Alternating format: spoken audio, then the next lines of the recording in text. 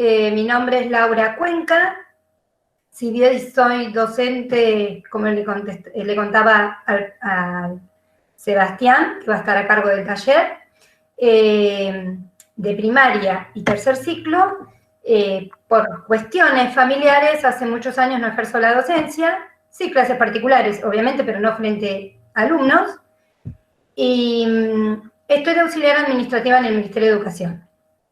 Con Gabriela, que organizó el congreso, nos conocemos de años, muchos años, fuimos compañeras, y no le podía fallar en esto de colaborar en su congreso, que fue todo un desafío en este contexto. Terrible, terrible lo que han trabajado estas mujeres. Todo esto es nuevo para mí principalmente, así que imagínense, para muchas estamos en lo mismo. Perdonen si se nos escapa errores o tenemos algo. La idea es asistir a Sebastián y a su vez a ustedes, ¿sí? Cualquier cosita, recomendaciones que nos pidieron. Mantengan los micrófonos silenciados para evitar, como ustedes saben, los sonidos externos. Yo también después lo voy a desconectar. Utilicemos cualquier cosita, mucho el uso antiguo de levantar la mano para pedir hablar o si necesitan consultar algo. El chat, manejémonos con el chat, yo voy a estar pendiente para avisarle a Sebastián de alguna duda de ustedes o alguna cuestión. Y bueno, bien concretito a lo que vamos del taller. El taller, creo que todos deben saber, que se denomina Pequeños Grandes Artistas, que va a estar a cargo, como dije, de Sebastián Cáceres, artista y emprendedor de proyectos de impacto social, si no me equivoco, Sebastián, ¿no? ¿Así era? Sí, así es. Me sorprendió leer su currículum, que comprende todo lo que es el campo de la animación, que ha participado en eventos internacionales, nacionales, ya sea como animador o como director de animación. Me atrae mucho, después vamos a estar en contacto con él seguro, todo esto, que es fundador y presidente, ¿no? Actualmente, si no me equivoco, de la Asociación Civil Animando Vidas y director de Bujitos, que eso Bujitos nos debe sonar a todas mucho, por lo menos a mí. Y que son justamente emprendimientos de proyectos que vinculan el arte con toda la temática social. Así que bueno, no quiero extenderme más en el tiempo porque ya venimos medio atrasaditos. Los dejo con Sebastián y cualquier duda me escriben por chat o levantan la mano, que yo las estoy viendo a casi todas. ¿Sí? Bueno, un gusto y que todas aprendamos algo. Un besito. Bueno, Lau, antes que nada, muchísimas gracias por la presentación. Por supuesto, también no quiero olvidarme de agradecer al Ministerio por la invitación a este congreso virtual. Buenos días a todos. Bueno, espero que... Vi que nadie se fue cuando dijeron lo de artistas, dibujitas, así que estamos todos en la charla correcta. Eso por lo menos me da tranquilidad. ¿Se escucha bien? ¿Sí? Si se llega a escuchar mal o algo, me avisan. Bueno, gracias a los que también tienen prendidas las cámaras. De alguna manera ese es el parámetro ideal para ver en sus rostros si se están aburriendo o no. Hay que cambiar la dinámica o no. Así que bueno, gracias a todos por asistir. Me dijeron que fue uno de los talleres que primero se llenó, así que la verdad que está bueno el interés, por la temática, así que esperamos estar a la altura. Como decía Lau, a ver, me dedico, al dibujo animado hace mucho tiempo. Mi abuelo es pionero del dibujo animado acá en Argentina. Él hizo las primeras publicidades animadas, después trabajó en películas tanto nacionales como Mafalda, todas las que después salieron, Paturcito, Manuelita y demás, y también trabajó mucho tiempo para Disney. Para todo lo que es Hanna-Barbera, que son los supersónicos, los picapiedras, Scooby-Doo, etc. Así que como podrán saber, como podrán imaginarse, o sea, yo prácticamente nací con un lápiz en la mano. O sea, para mí, o sea, no, de chico no había mejor diversión que ir a aprender a dibujar a la de mi abuelo. Así que ahí, por eso yo siempre digo que mi profesión primero empieza como un juego y después se transforma en profesión. ¿Sí? Así que bueno, eso es un poco también digamos, mi experiencia formativa en el arte. Hoy mi abuelo es quizás el animador vivo, sí, con más experiencia en la animación. Tiene 93 años y sigue dibujando. Así que vean que lo importante, sí, que puede llegar a ser la creatividad. Laur hacía menciones a dos trabajos importantes, unos bujitos, ¿sí? Bujitos donde son talleres que damos para chicos de nivel primaria, ¿sí? De nivel primaria, donde invitamos a ser protagonistas de distintas, digamos, prácticas del arte, del dibujo animado, hacen sus propios cortometrajes y demás. En paralelo, ¿sí? Funda Animando Vidas, que presidí 6 años, ¿sí? Como efectivamente decía Lau, pero que ya, digamos, ya se termina un ciclo y estoy emprendiendo, digamos, una nueva fundación. Después de tanto tiempo recorrido. Pero bueno, para no hacer más presentación y no aburrirlos más con esta parte introductoria, vamos a hablar, sí, ahora de qué trata este taller. Ese es un taller, es un espacio donde vamos a tener quizás sí una parte práctica, pero también bastante introductoria con lo que es el arte y cómo se puede ver aplicado, digamos, a las pedagogías. Hay algo que sí me parece importante resaltar, ¿sí? Que lo habrán visto, por supuesto, desde mi experiencia que les comentaba, y por eso también lo quería compartir. Digamos, yo soy un profesional, digamos, del arte, del medio audiovisual también y demás. Yo no soy educador, por lo cual este espacio, ¿sí? Que yo trataba de transmitirles, es invitarlos a quizás ver una perspectiva del arte, pero desde el punto de vista del artista y no desde el espectador, ¿sí? Para que ustedes puedan tomar quizás estos conceptos del arte y poder aplicarlos, ¿sí? Después en las aulas, ¿sí? Desde, por supuesto, de su conocimiento pedagógico, que yo no tengo, no poseo, poder llevarlo a las aulas junto con los chicos. Si bien es verdad que desde mi experiencia trabajamos mucho también con chicos llevando la práctica del arte y demás a los más chicos, no es de nivel inicial, sino que nivel primario. Pero por lo cual las prácticas sí pueden ser tomadas como tal para convertirlas en materia pedagógica.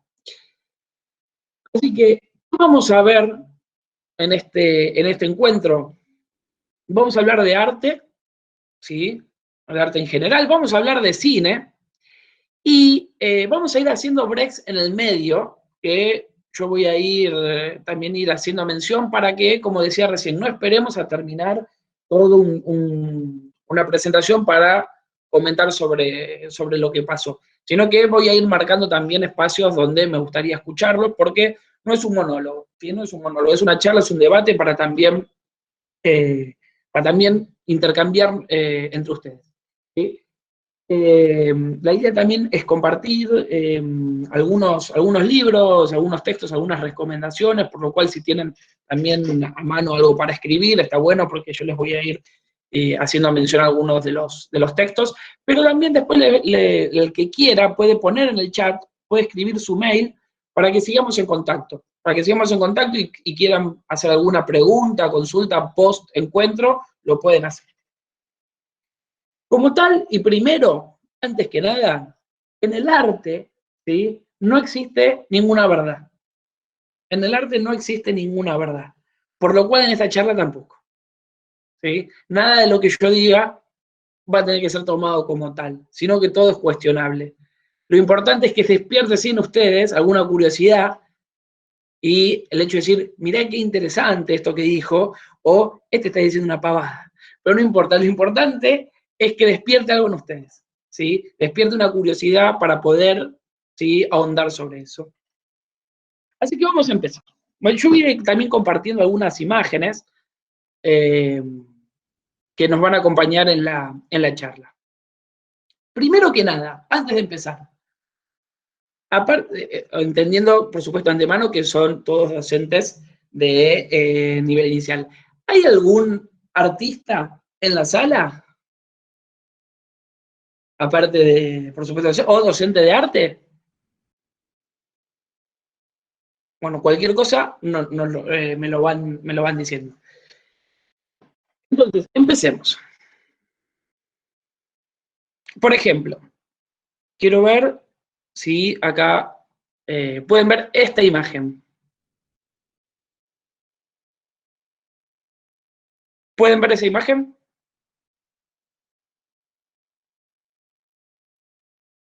¿Se ve? Perfecto. ¿Alguien sabe quién pintó ese cuadro? No.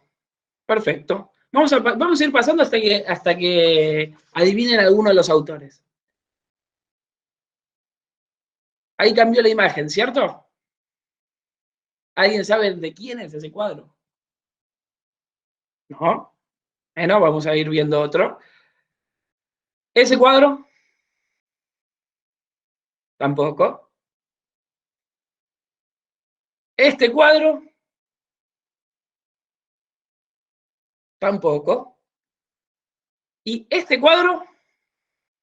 Acá no me pueden. Ahí Carlos está diciendo que sí, así que acá no me pueden defraudar. Picasso, también dicen acá. Así que bueno, volviendo al coso. Entonces todos descubrieron que es Picasso, ¿no? Por supuesto también autor de este cuadro. Ambos muy conocidos. Bueno, se sorprenderán seguro al saber que todos los cuadros que mostré son de Picasso. Desde el primero al último. Picasso fue uno de los artistas que ha cambiado muchísimo, ¿sí? Muchísimo su mirada del arte y su concepción del arte. ¿Sí? Por eso me gustaría empezar esta charla con esta imagen. Con esta frase de Picasso, que dice: pintar como los pintores del Renacimiento me llevó unos años, pintar como los niños me llevó toda la vida. ¿Sí? Algunos seguro lo conocerían, la frase. ¿Qué quiero mostrar con esto?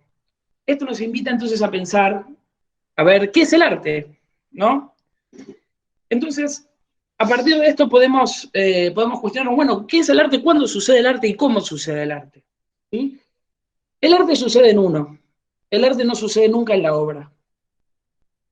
O sea, el arte siempre se produce, esa sensación de arte siempre se produce en uno. O sea, el sentido y la interpretación que cada uno le da a una obra es el verdadero arte. Ahí es cuando sucede el verdadero arte. Porque una obra habla a través de los tiempos. Y ahora vamos a ver un poquito sobre eso.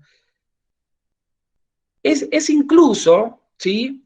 O sea, va más allá de la voz del artista, el arte. Porque la obra es un símbolo. La obra es un símbolo y como tal se puede analizar en distintos planos simbólicos que ahora vamos a mencionar. Esto todo, por supuesto, desde una mirada totalmente subjetiva, ¿sí? Entonces, volviendo a esto, el arte sucede en uno, porque uno es el que quien se encuentra ahí para darle una interpretación a la obra.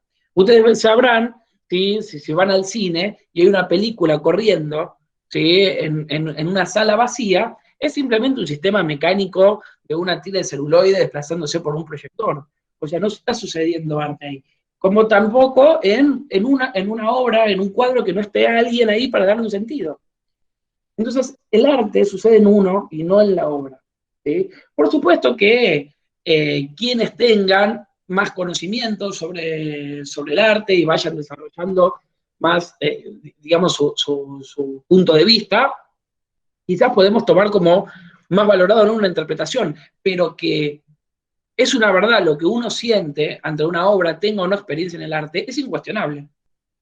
Te podrá gustar, no te podrá gustar, te podrá gustar más, te podrá gustar menos, pero siempre remite a algo. ¿Y por qué?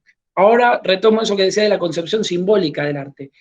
Como concepción simbólica tiene 3 niveles de análisis que yo puedo interpretar y que quiero compartir. Lo primero es lo que representa la obra por sí misma. La noche estrellada de Van Gogh, ¿sí? ¿Qué representa la noche estrellada por sí misma? Una noche estrellada, punto. ¿Sí? Es lo que representa la obra por sí misma. La otra es lo que representa, ¿sí?, ese símbolo, esa obra, ante la mirada del autor. ¿Por qué decido pintar eso? ¿Por qué decido interpretar esa realidad? ¿Por qué decido fragmentar esa realidad? Esa simbología es la interpretación del autor. Y otra tercera es la interpretación propia, lo que hablábamos recién. Es lo que representa el arte para mí, es lo que representa esa obra para mí. Ahora, estas tres, ¿sí?, pueden buscar corresponderse o pueden ser totalmente arbitrarias entre sí. ¿Y quién tiene la razón? Todos. O sea, ¿quién soy yo para decir la mirada que vos tenés sobre esto no es válida? ¿No? Si el arte sucede en uno, no en la obra, como decíamos recién. Entonces, de alguna manera, ¿sí?, esto tiene que ver con el valor que nosotros le podemos dar al arte. Fíjense, por ejemplo, lo que decía recién, ¿no?, que la obra sigue hablando a través de los tiempos. Fíjense, por ejemplo, el cuadro, digamos, el ejemplo de La Última Cena de Da Vinci. Como al día de hoy, con las reinterpretaciones en la novela que, por ejemplo, hace Dan Brown, y bueno, se sigue hablando hoy en día, y estaba conectado o no, existía o no el priorato de Sion, o había una conexión entre Da Vinci y los templarios y demás, ¿no? O sea, vean cómo, digamos, la obra sigue hablando. ¿Y hace cuánto que se pintó La Última Cena? Entonces, esto nos lleva a preguntarnos, o sea, intentando dar respuesta a qué es el arte, y a la concepción de que sucede uno, lleva a preguntarnos qué es un artista. ¿Qué es un artista? Y un artista, de una manera, y desde mi punto de vista, es quien tiene algo que contar. ¿Sí? Quien tiene algo que contar. Porque, para mí, y le voy a decir una obviedad, por supuesto, es más importante trabajar sobre el artista que sobre su obra. Y esto, acuérdense, siempre me refiero desde el punto de vista del artista, no del espectador. Es decir, es más importante yo como artista trabajar en uno mismo a tratar de trabajar sobre mi obra sin ningún tipo de sentido. O sea, la obra, el arte se termina cuando yo no tengo más nada que contar. No es el hecho de trabajar o ir mejorando una cuestión pictórica o no, porque es un medio. La obra es un soporte, es un medio. Lo que importa es el artista. Cuando yo estudiaba cine, o sea, nadie le enseñó a Fellini a hacer cine. O sea, Fellini no fue a estudiar cine porque quería hacer cine. Fellini era una persona altamente cultural. Era un cuadro cultural, Fellini. Era una persona que tenía muchísima cultura encima. Entonces, un artista se termina cuando no tiene más nada que contar. Y el camino personal del artista, desde mi punto de vista, está relacionado totalmente a un descubrimiento espiritual del mismo. Y ojo, cuando digo espiritual, no hablo de magia, no hablo de religión, ni hablo de levitar 1 metro sobre el nivel de la tierra, ¿sí? Cuando hablo de una concepción espiritual, ahondo en cuestionar la realidad que nos rodea y buscar la respuesta, es decir, realmente quiénes somos, ¿sí? O sea ¿qué son las virtudes? ¿Qué es el bien? ¿Qué es el mal? O sea, es de alguna manera nuestra conexión como tal. Pueden verlo, por ejemplo, y no voy a tampoco ahondar mucho sobre esto, pueden verlo en este último cuadro, ¿sí?, de Rembrandt. Es el anteúltimo cuadro que pintó Rembrandt, ¿sí?, antes de morirse, que es, justamente se llama El regreso del hijo pródigo, y que tiene una simbología tal, y de ese, digamos, de ese retorno, ¿sí?, fíjense cómo se ve representado, ese retorno familiar, ese volver a casa, ¿sí?, ese camino no concluido, pero sí de buscar el sentido de lo que verdaderamente importa. ¿Sí? Entonces, vean cómo esto no es algo, o sea, no es un invento, es algo que realmente sucedió a lo largo de toda la historia del arte, y por eso también quería traer, digamos, los ejemplos de Picasso. Entonces ustedes me preguntarán, ¿qué tiene esto que ver con la docencia a nivel inicial? O sea, ¿cuándo se convirtió esto en una charla de filosofía? Bueno, de alguna manera, este camino, ¿sí?, este redescubrimiento del artista, esta reinterpretación del mundo real que nos rodea, este cuestionamiento de la realidad, es la propia que tiene un chico en sus primeros años de vida. Por supuesto que después se ve influenciada por las culturas propias en que cada uno se desarrolla, ¿no? Pero este redescubrimiento, esta reinterpretación de la realidad del artista es lo mismo que le sucede a un niño. Volvemos a esa obra, tratemos de entender esa respuesta, esta afirmación de Picasso. ¿Qué quería decir? O sea, me llevó toda una vida a aprender a pintar como un niño. Justamente es salirse, esa concepción del arte, ese estilo desarrollado por Picasso, es justamente salirse de los preconceptos que nosotros tenemos de las formas y de las figuras. Un niño no pinta, ¿sí? O no dibuja con prejuicios o preconceptos de lo que está dibujando, ¿sí? O sea, se abstrae del concepto figurativo real, ¿sí? O sea, el arte no está para representar la realidad, sino para transformarla, no a la realidad, sino a la interpretación que nosotros tenemos de ella. Voy de nuevo. El arte no está para representar la realidad, sino para transformarla, no a la realidad, sino a la interpretación que nosotros tenemos de ella. Entonces volvemos a los dibujos de los niños. O sea, un chico dibuja sin prejuicios ni preconceptos. Hace un garabato y dice, esto es un perro. ¿Alguien puede cuestionarle a ese chico? No, esto no es un perro, es un garabato. En su cabeza es un perro. Y es un perro. O sea, no hay otra posibilidad para ese niño. Y es así. Entonces, esa abstracción de la realidad, ese influenciar de las imágenes que nosotros tenemos de los conceptos, de las formas y de las figuras, el niño se abstrae de eso, ¿sí? El niño se abstrae de eso. Y esto es fácil decirlo, digamos, es fácil afirmarlo y demás, pero es muy difícil llevarlo a la práctica como artista, es muy difícil romper con esas estructuras que nosotros tenemos y volver, digamos, a pintar o a dibujar sin preconceptos. Porque los colores y las figuras, ¿sí? Los colores y las formas cuentan por sí solos. El color, ¿sí? El color es tan o más importante que la figura, nunca menos. Y veamos un ejemplo de esto. Vamos a ver un ejemplo de un poco lo que hablábamos recién para agarrar un ejemplo de la historia del arte y traerlo. Acá ya no les voy a hacer preguntar quién es el autor, no se preocupen. Bien, les voy a ahorrar pasos. Cuadro de Caravaggio, ¿sí? ¿Se ve bien? Perfecto. Estilo barroco, ¿sí? Nos encontramos en el estilo barroco. Vamos a ver algunos cuadros del barroco. Vamos a ver 5 cuadritos del barroco. Este, ¿sí? De Caravaggio. Este de Rembrandt, ¿sí? Que los voy a ir pasando. Otro de Rembrandt. Un autorretrato de Rubens. Y un último cuadrito de Rubens, ¿sí? Estilo barroco, ¿sí? Estilo barroco. Estamos hablando del 1600 entre el 1750. Ahora vamos a ver, en el paso de la historia, digamos de la historia del arte, el paso del rococó, el paso del barroco al rococó, ¿sí? Vamos a ver 5 obras más del rococó. Fragonard, ¿sí? Otro cuadrito de Fragonard. Boucher, de Madame Pompadour. Otro cuadrito de Boucher. Y un último de Fragonard.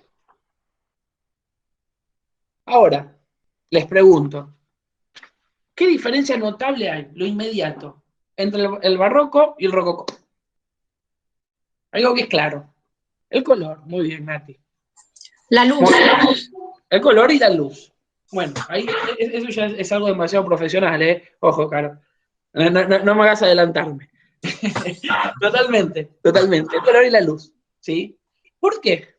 ¿Por qué pasa este cambio del rococó, del barroco al rococó?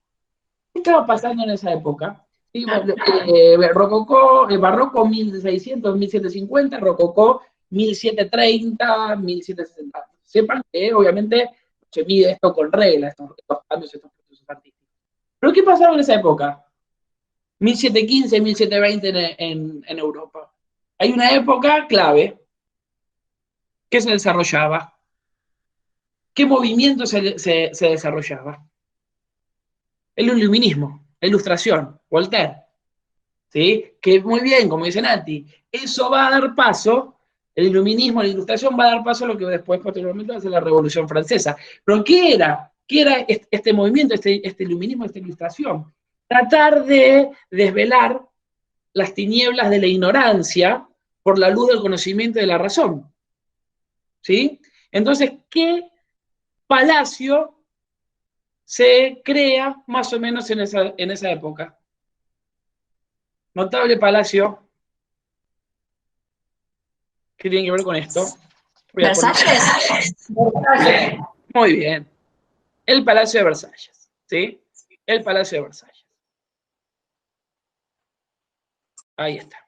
El Palacio de Versalles. Que entre, digamos, sus construcciones más famosas, justamente está el Salón de los Espejos. ¿Sí? ¿Y qué particularidad tenía esto? Y va recién con lo que decía Nati, me parece, o Caro. La luz, muy bien, como dice Caro, la luz. Era dejar entrar esa luz. Fíjense cómo el concepto empieza a entrar en la materia, en la estructura, en el arte. ¿Sí? ¿Y qué es el cambio del rococó? Perdón, ¿qué es, las 3 veces que lo dije mal. ¿Qué es el cambio del barroco al rococó? Justamente es dejar entrar la luz. Fíjense cómo no solo los cuadros son más iluminados, sino que la luz, ¿por qué color lo representamos la luz? ¿Sí? Lo más básico. El blanco. Fíjense cómo el blanco entra en los colores. ¿Y qué pasa cuando el blanco entra en un color? En el rojo, en el azul, en el verde y demás. Se apastela, ¿o no? Y fíjense cómo toda la paleta de colores, y la voy a volver a mostrar, fíjense cómo todo el estilo rococó tiene colores apastelados, ¿sí? Fíjense cómo el rococó tiene colores apastelados, y lo muestro de nuevo. ¿Sí? Ahí lo pueden ver. El barroco, ¿sí? Barroco. Fíjense cómo todos los colores, ¿sí? De Fragonard, de Boullard, tienen todos colores apastelados, ¿sí? Entonces ahí claramente lo que estamos viendo, y volvemos a todo este resumen del arte, esos pintores estaban pintando una idea, no estaban pintando un sentido figurativo, ¿sí? Estaban pintando ideas. Y volvemos a lo que es la experiencia del niño. Esa es su concepción del arte sobre lo que hace. No importa si lo que él ve, o sea, si lo que nosotros vemos es lo mismo que él ve. Es la idea que él tiene de lo que está representando, ¿sí? Fin de la introducción artística. Ahora vamos a pasar a algo más pedagógico. ¿Alguien quiere hacer, como dije, para no tener que comentar todo hacia lo último, ¿alguien quiere hacer alguna consulta o duda ahora sobre lo que vimos hasta recién?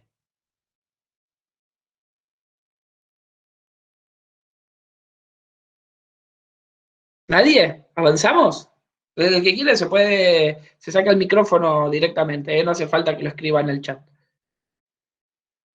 Bien, vamos a ir por algo más, como les prometí, algo más pedagógico, basta de lo filosófico, artístico y demás.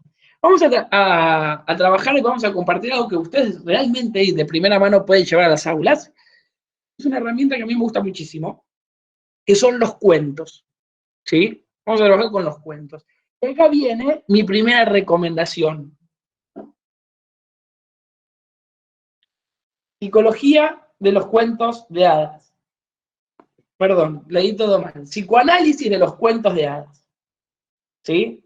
Es un libro de Bruno Bettelheim que hace una lectura psicoanalítica de la importancia que tienen los cuentos y lo que transmiten implícitamente o inconscientemente a los chicos.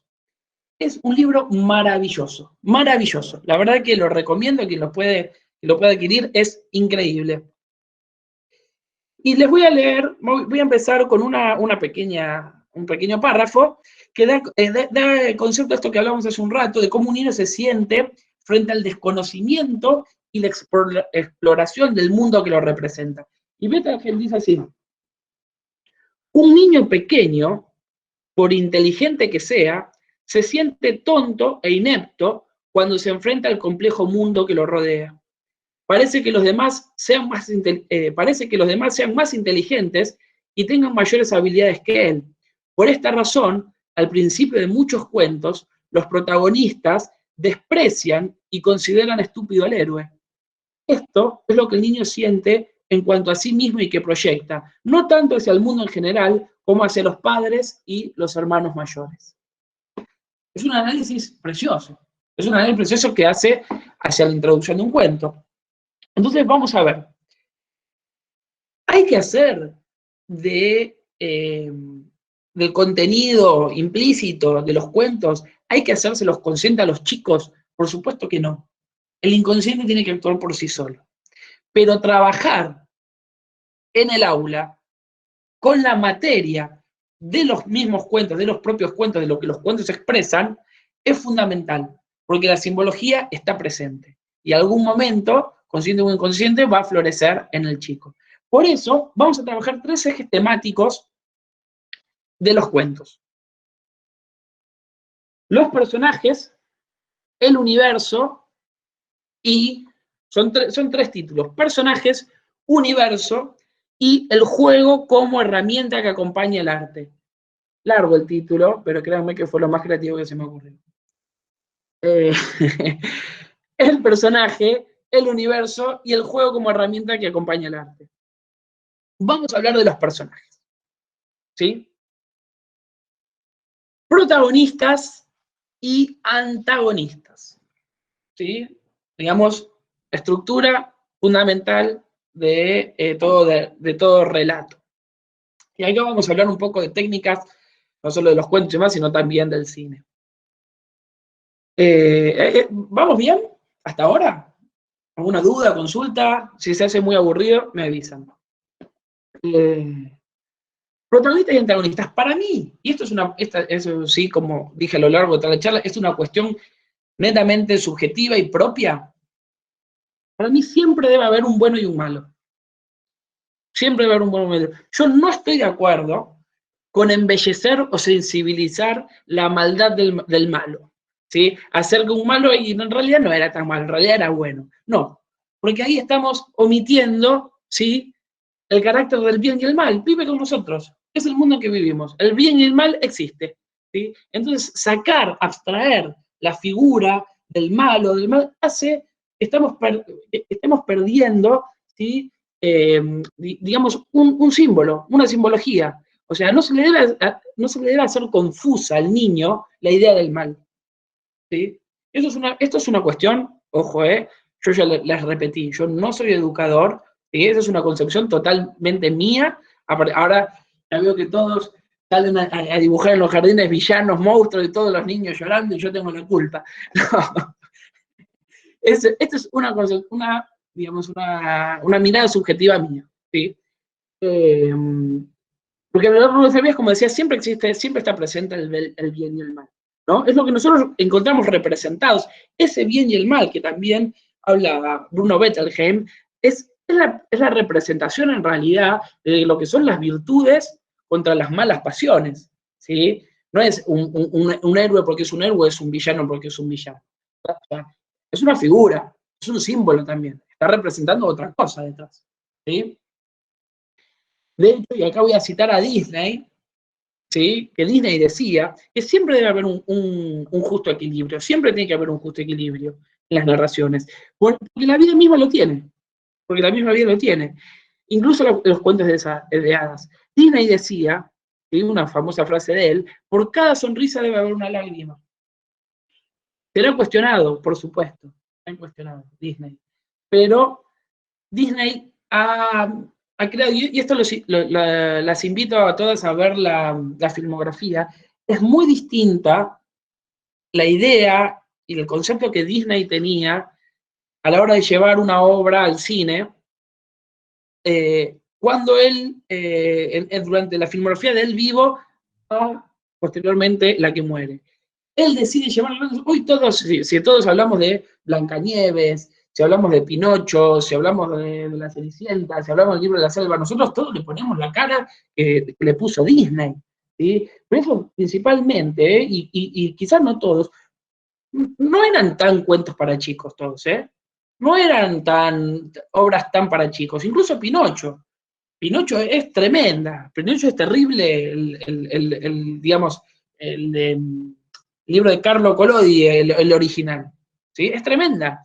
Pero sin embargo, Disney elige llevar esos valores, esas virtudes que llevan implícitas al cine, porque esa era su visión que tenía en cuanto a la filmografía. Yo estoy convencido que Disney, esto por supuesto, como le dije toda la charla, me lo podrán cuestionar, yo estoy convencido que Disney jamás vio Disney como una cuestión lucrativa, como un negocio.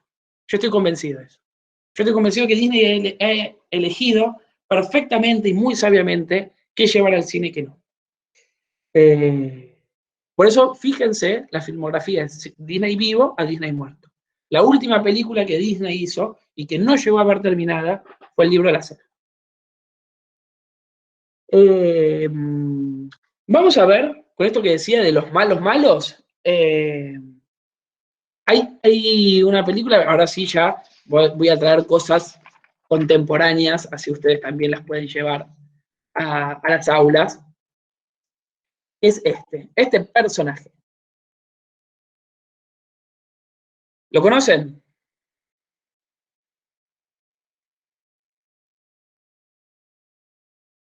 Todos conocen a este personaje, Lotso, el de Toy Story 3. Es malo, malo, en algunos momentos, y es más, Toy Story 3 para mí es una película brillante, porque cuenta por qué se hizo malo, que no todos lo hacen.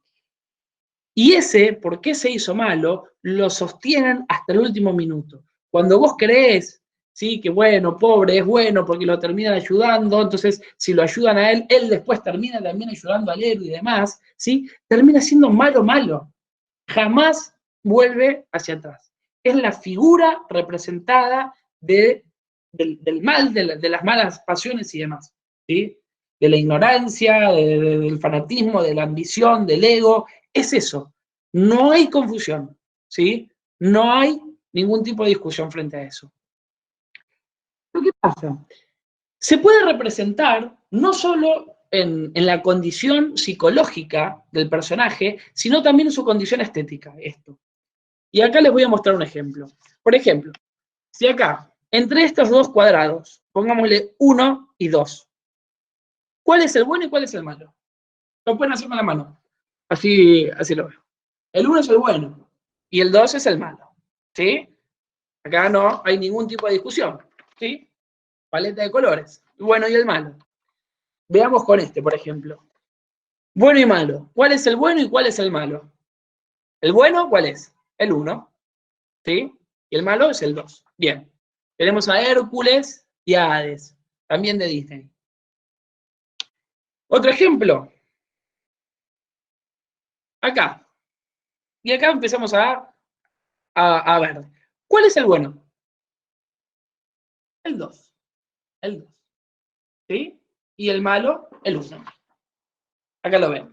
A Spider-Man, por ejemplo, con el enemigo. ¿Y por qué? Porque acá, claramente, yo por ahí puedo hacer alguna trampa, porque puedo mostrar colores cálidos que representan más lo bien contra los fríos, ¿sí? Pero acá es distinto. ¿Pero por qué? Porque este primer conjunto de colores nos representa algo putrefacto, feo y demás, frente a los otros, ¿sí? Frente a los otros, que veíamos acá.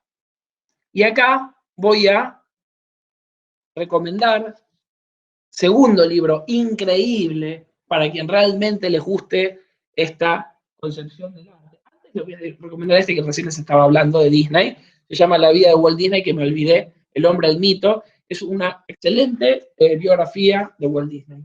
Lo que les voy a recomendar, que estoy hablando, se llama Psicología del color, ¿sí? De Eva Heller. Psicología del color es un impresionante libro que habla sobre cómo actúan los colores en los sentimientos y en la razón.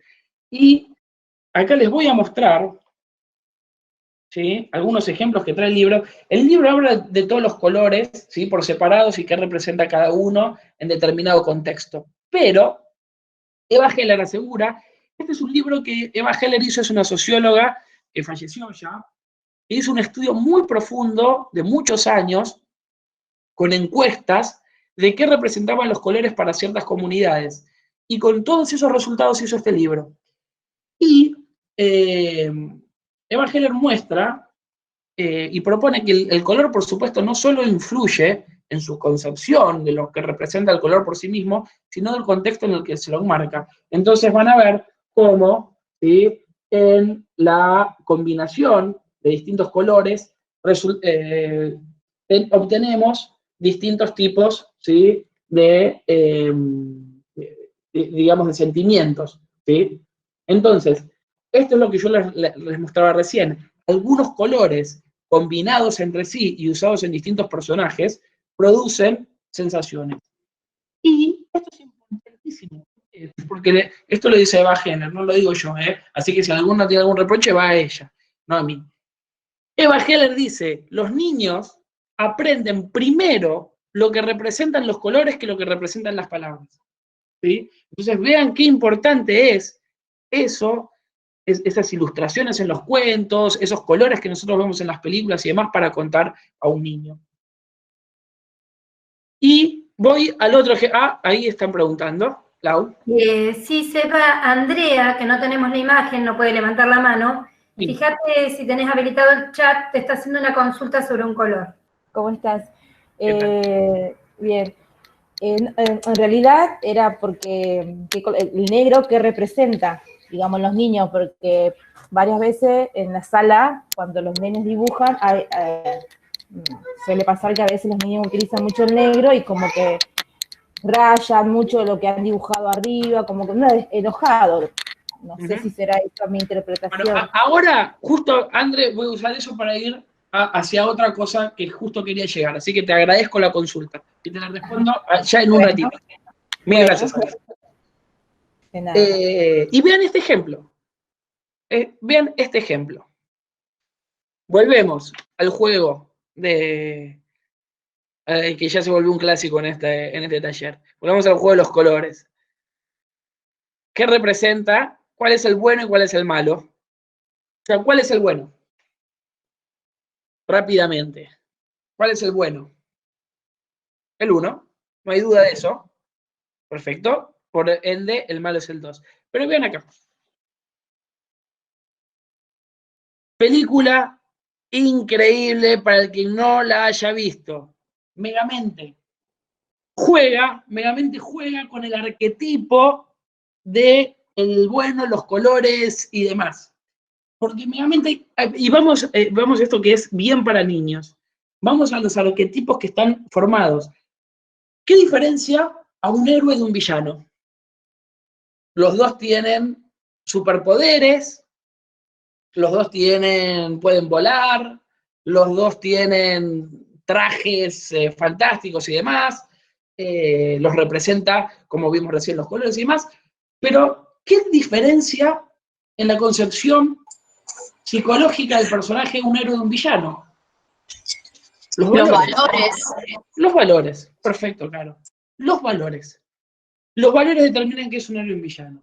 Y eso Megamente lo maneja impecable, porque cambia los roles. El villano se transforma en héroe y el héroe se transforma en villano. Y no tiene, y el héroe se transforma en villano, exacto. No tiene esto que ver con lo que decía al principio, del bueno que tiene que ser bueno y del malo que tiene que ser malo. Por supuesto que debe ser así. Pero esto, digamos, lo cambia en los valores que rompe los arquetipos, ¿sí?, de los personajes. Megamente es una película preciosa. Es brillante cómo maneja el sentido del valor del héroe y el valor del villano. Es excelente película si se la quiere, digamos, analizar como tal. Bien. dejo de compartir. Acá terminamos la parte, el bloque de los personajes.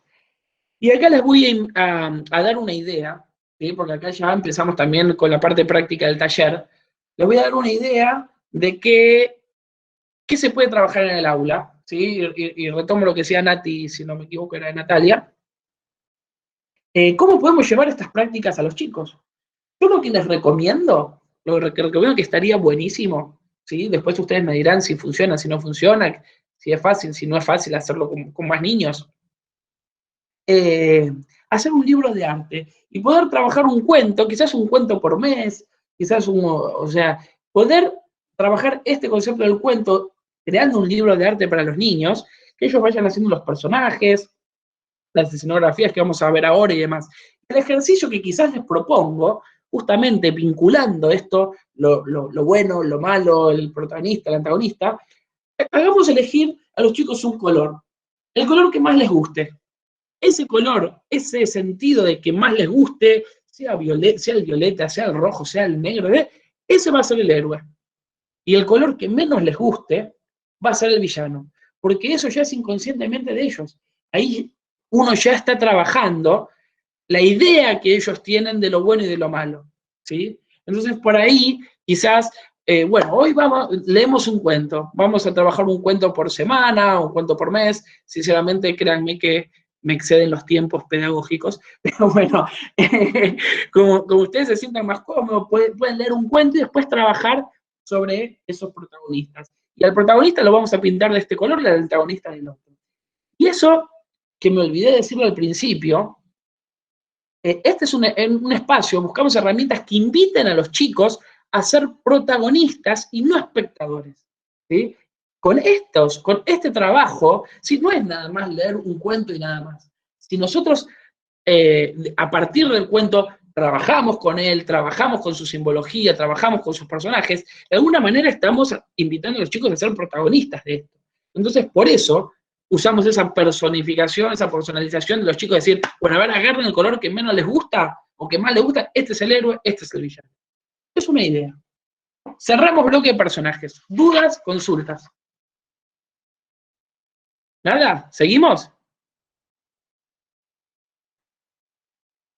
Bueno, miren que después les voy a pedir ideas a ustedes. Este no es un espacio donde ustedes vienen a aprender de mí, las engañaron a todas. Yo vengo a aprender de ustedes. Bien. El contexto, ¿sí? Las escenografías. Pasemos a ver las escenografías. ¿Qué son las escenografías?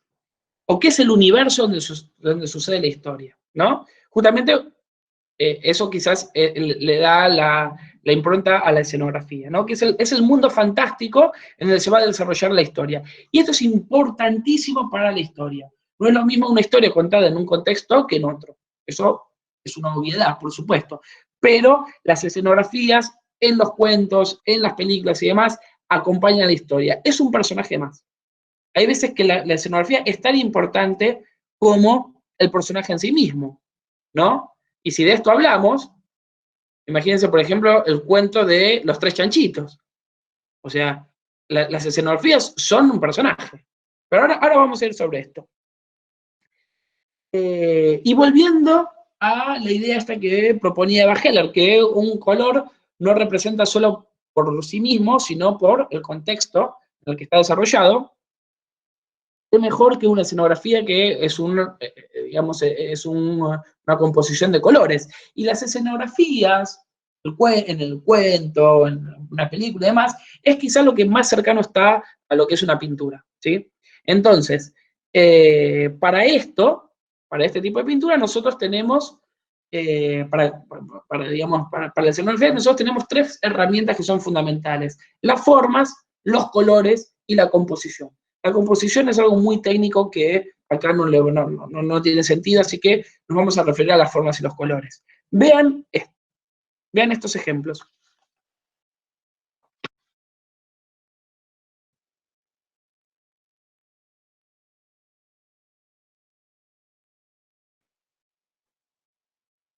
Ahí está.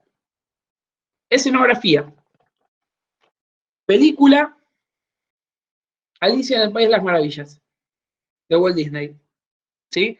Vean cómo las formas y los colores cuentan. Es ese país de las maravillas.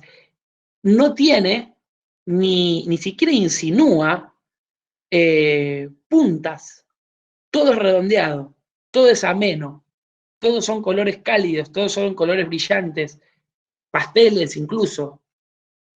Vean esto, vean cómo la escenografía cuenta, ¿sí?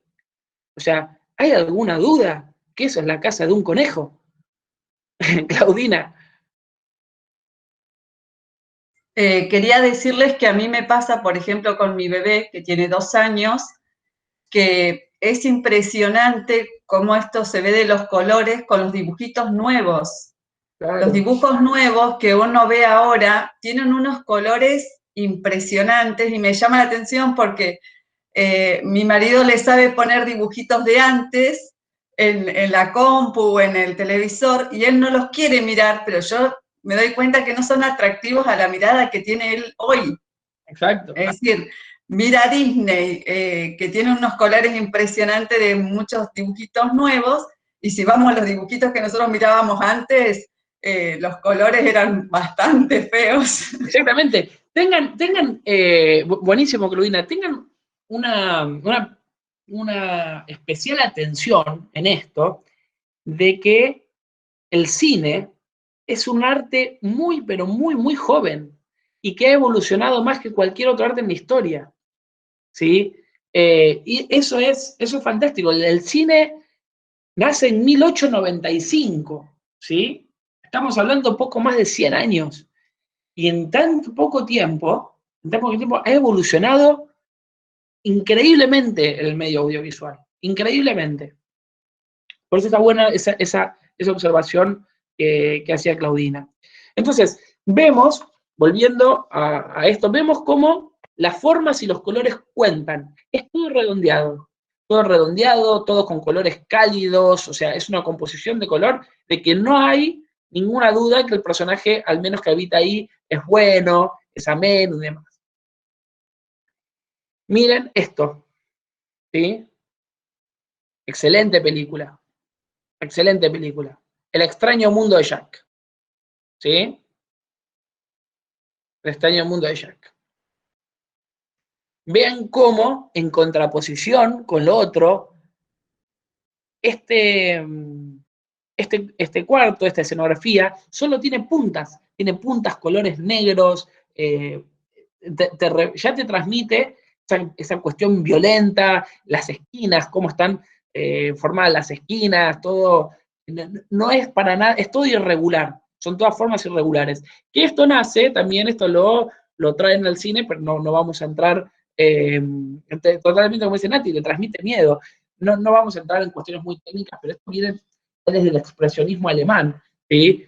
Que, digamos, hereda este tipo de escenografía. Pero ven, es totalmente escalofriante, ¿sí? Y vemos, por ejemplo, vean los colores, las puntas, las formas y demás.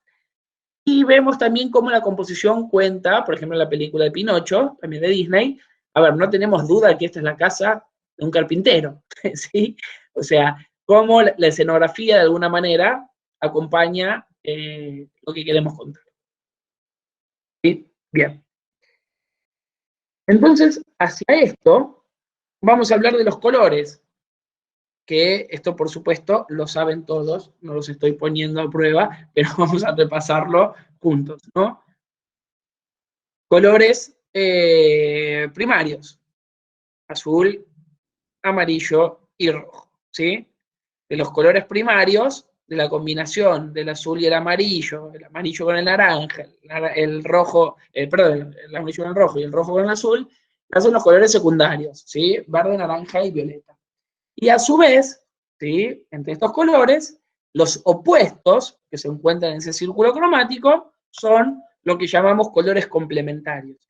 ¿Qué son los colores complementarios? Son las parejas perfectas de los colores.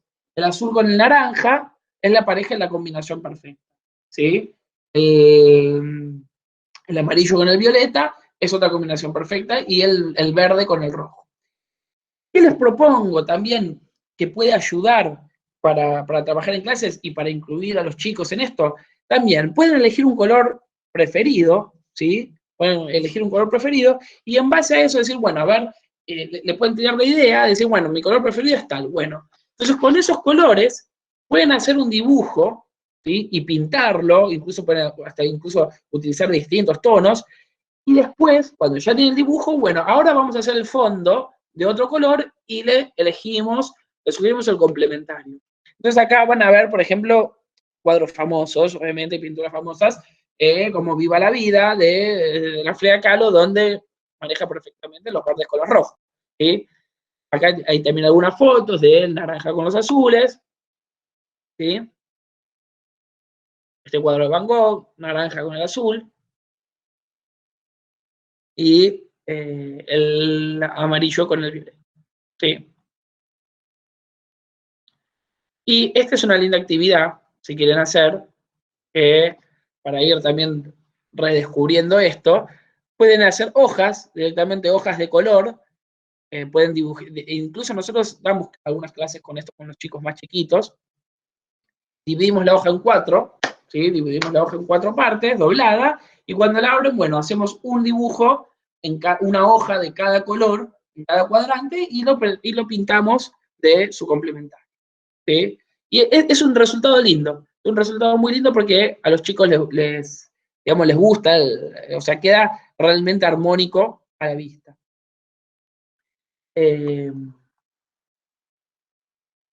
No tengo más imágenes. Bien. Por último, ¿alguna duda sobre el contexto? Ah, perdón. Y lo último sobre el contexto.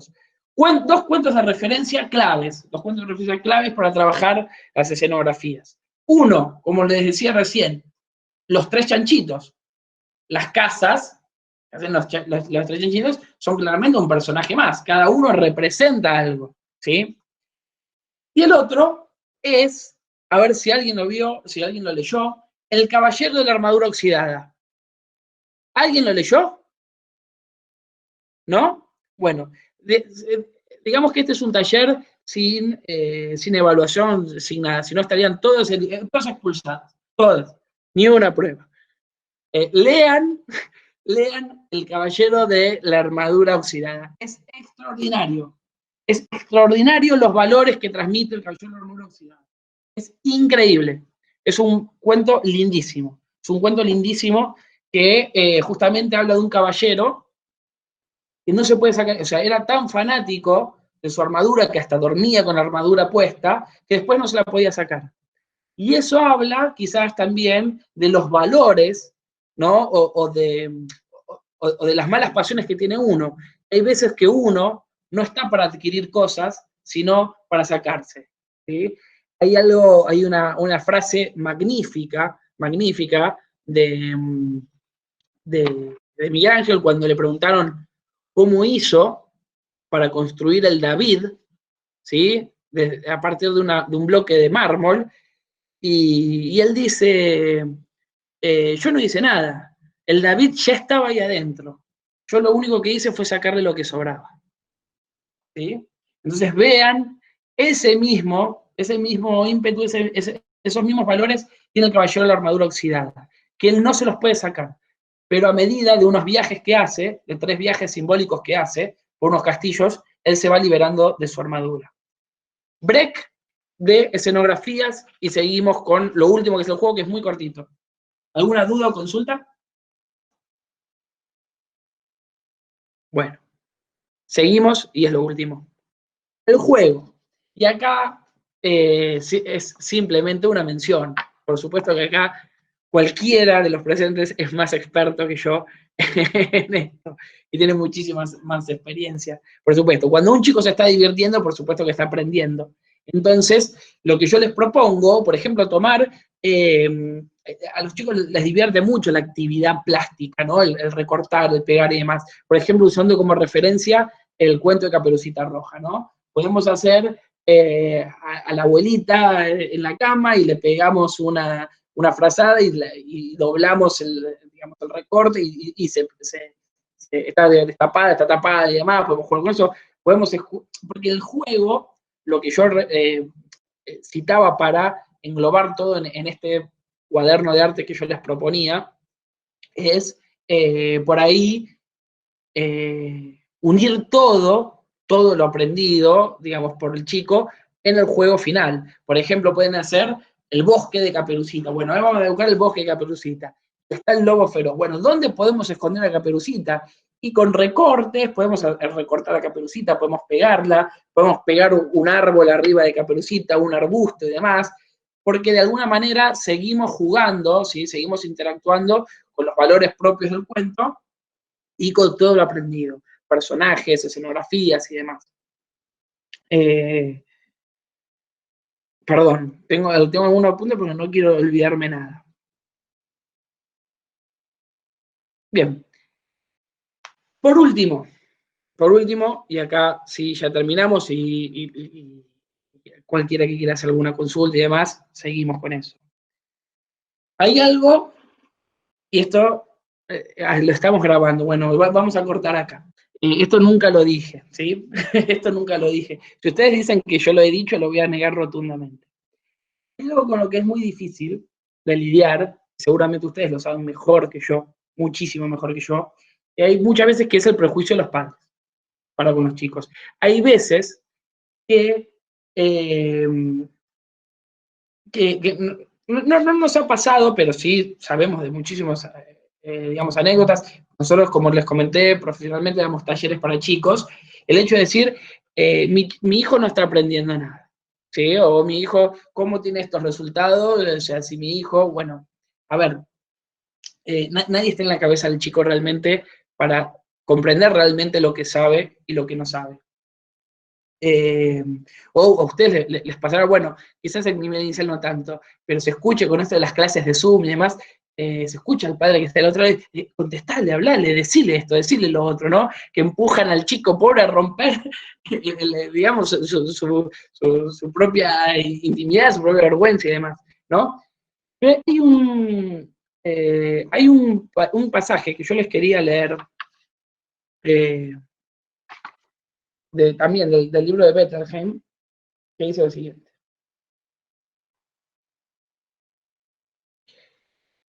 Dice,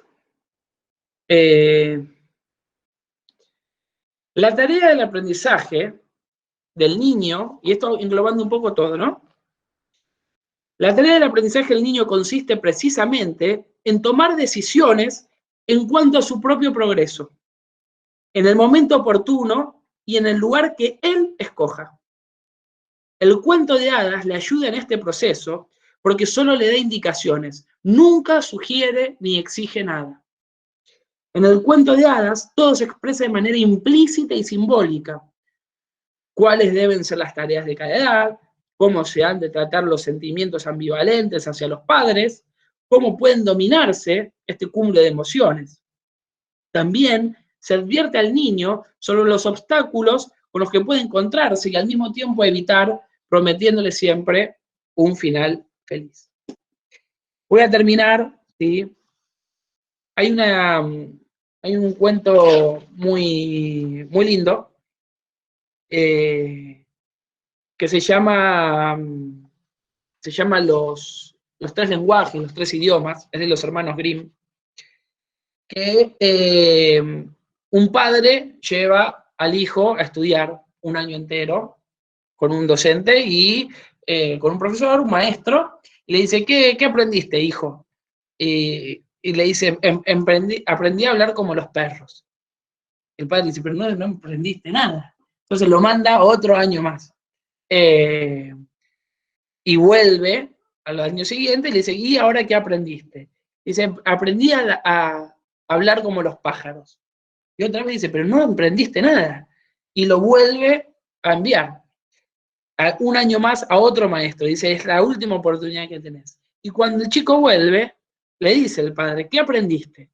Dice, aprendí a croar como las ranas. Entonces el padre cansado lo expulsa de la casa y lo envía, le ordena a los sirvientes de matarlo.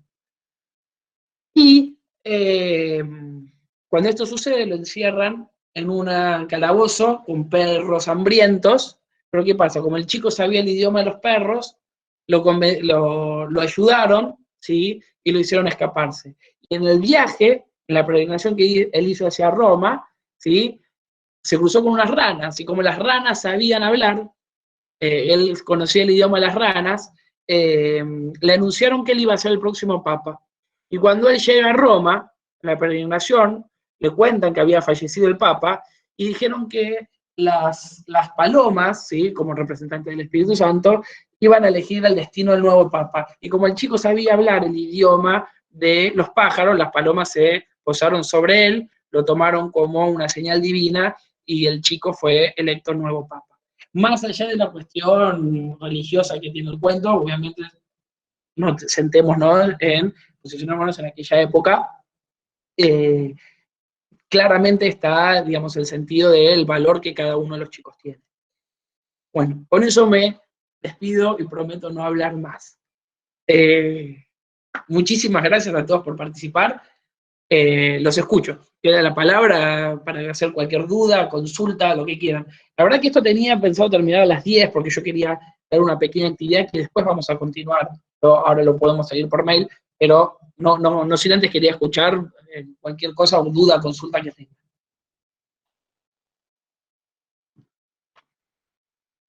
Si es que alguien quiere hacer, ábranse directamente los micrófonos. Gracias, Noé.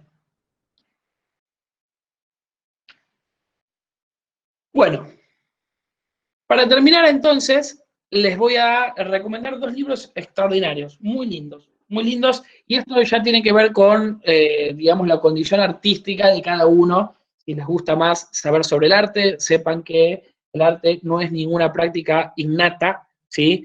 Es simplemente una decisión, ser artista.